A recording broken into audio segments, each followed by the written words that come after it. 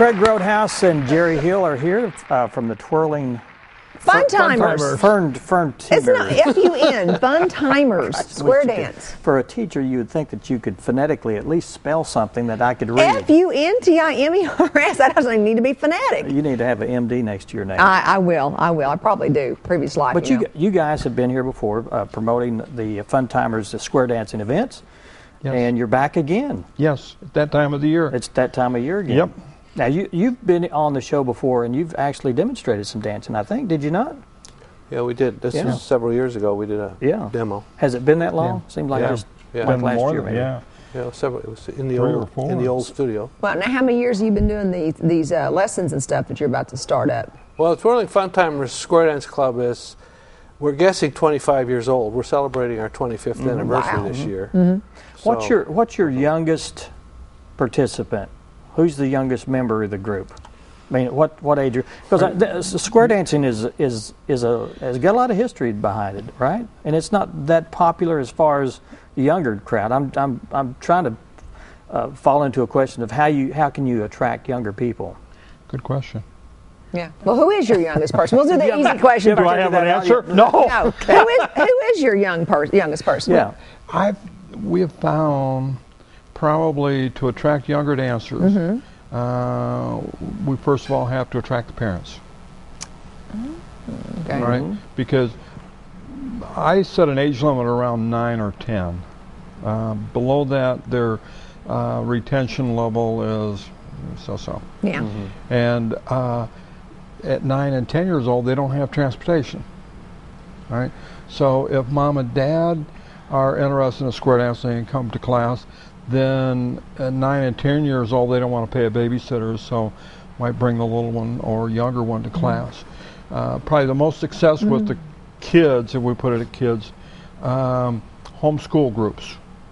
Okay. Homeschool groups. We did a thing for homeschool kids 5 years, almost 6 years ago, 5.5 years ago. Right when the gas prices went sky high. We had and found out there was a large contingency of homeschool kids over by Bruno, Pyatt, and that square dancing was part of their curriculum. They went to Harrison once a week or once a month, something like that.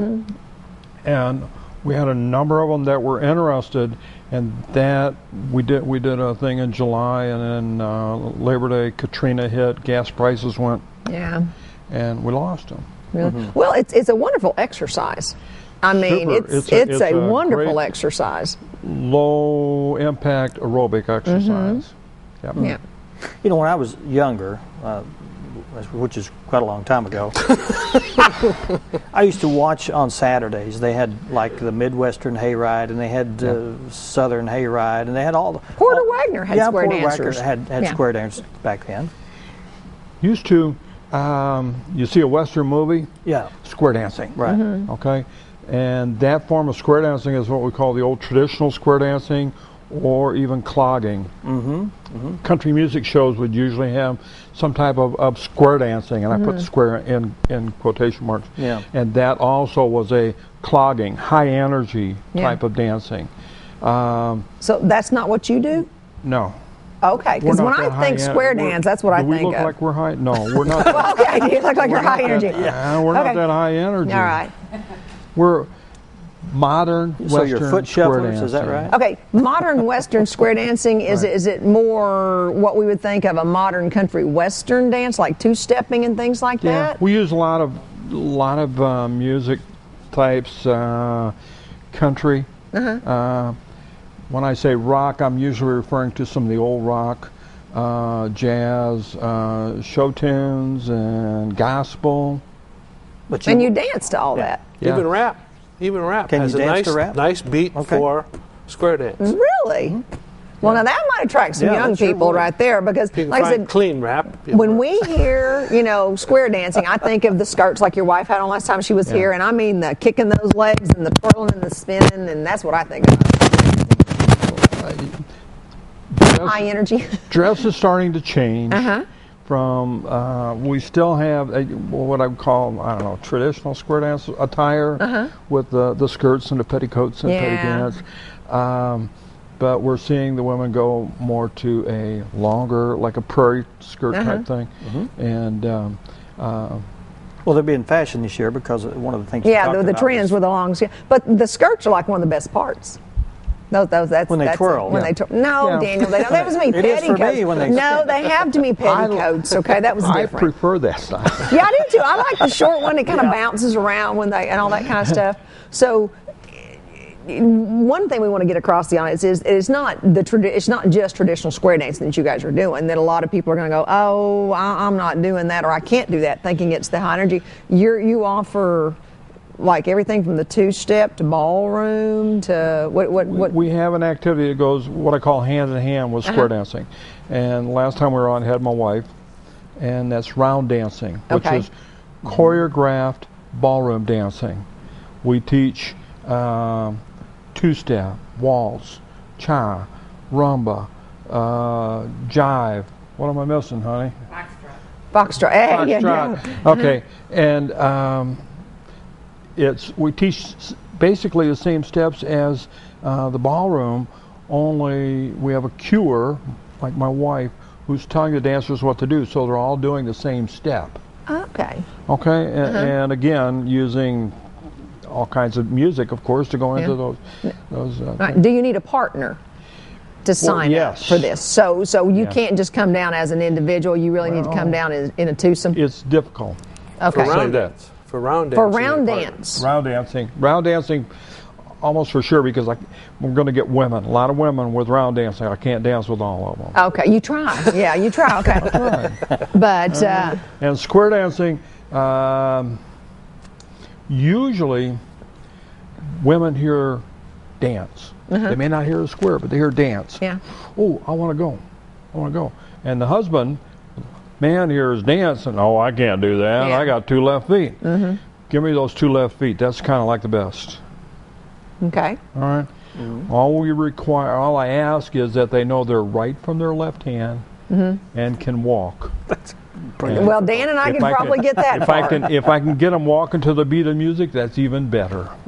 Well, cool. But you do need to sign up for these classes in pairs if you can. Okay, because that will limit some people because they don't have a partner. Inexpensive. Inexpensive night out. Tell them. Well, the singles are certainly welcome on the square dance side without a problem. Okay. And the singles, we can pair the women. The guys don't pair so well, but we never have a shortage of women. We have a shortage of guys. Well, so you can pair two women up together. Yeah. Okay. So it's certainly an activity. We certainly welcome singles to our club.